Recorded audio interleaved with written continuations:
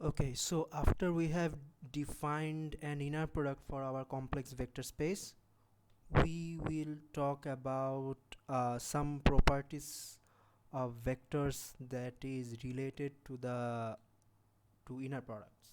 All right. So the first property is the norm of a vector. All right. Norm of a vector. So what is the norm of a vector? We can return to our analogy with real vectors that we have been studying in physics. Suppose I have a vector r, which is of the form ai plus bj plus ck. Okay, you can think of the norm of a vector like the vector's length. Okay, so what is the length of this vector? All right, what is the length? We know that the length is root over a squared plus b squared plus c squared. All right, so we have this concept of length for three-dimensional real physical vectors. How can we find this length? So you can see that if we take the dot product of r with r and take the square root, then this actually returns the length of the vector. Okay, so dot product of r with r, we will have dot product of the form, we have vector a b c, and if we take the dot product with the same vector a b c, then it will return a into a plus b into b plus c into c.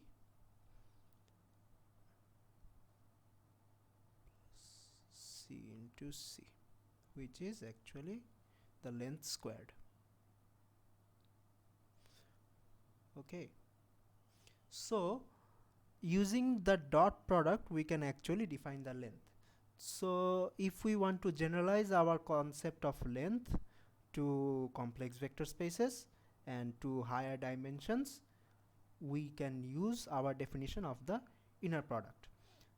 So for more general vector spaces, we don't use the term length, we use the term norm, but conceptually they are similar.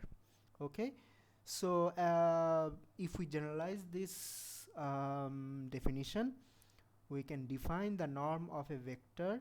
Suppose I have vector u. Okay, suppose I have vector u a1 a2 dot dot dot an. We can define the norm of a vector like this. We use this notation for the norm of a vector. We use this two vertical slashes, then the vector, and another two vertical slashes. This is the norm. All right, norm of the vector u. So completely analogous to this definition, we define the norm as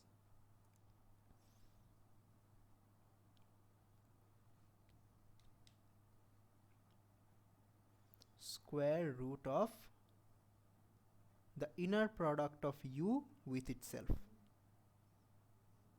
All right, the inner product of u with u. So from the definition of inner product that we saw in the last lecture, what is the inner product? If we have a vector u of complex, we have this is definitely a complex vector. We are working with complex vector spaces. Space. So if we have a vector u that has components a1 a2 an, what is the inner product of u with u? Okay, so the inner product of u with u is the first vector's component conjugate times the second vector's component a1, then the first vector's component conjugate times the second vector's component plus dot dot dot plus an conjugate times an. Okay, So you know that the if I have a complex number z, if I have a complex number z, okay, if z is of the form a plus ib, then z conjugate is of the form a minus ib, and z conjugate times z is a squared plus b squared. Okay, so which is actually the modulus squared of z. Okay, well, let's not use the double slash for this. This is specifically reserved for norms, so we can write this as modulus squared. So we can reduce this final expression as a1 squared plus a2 squared plus dot dot dot an squared.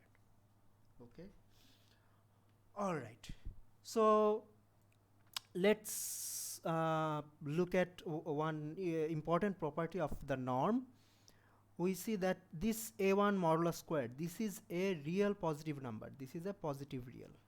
All right, well, non-negative real actually. This is a non-negative real number. Why?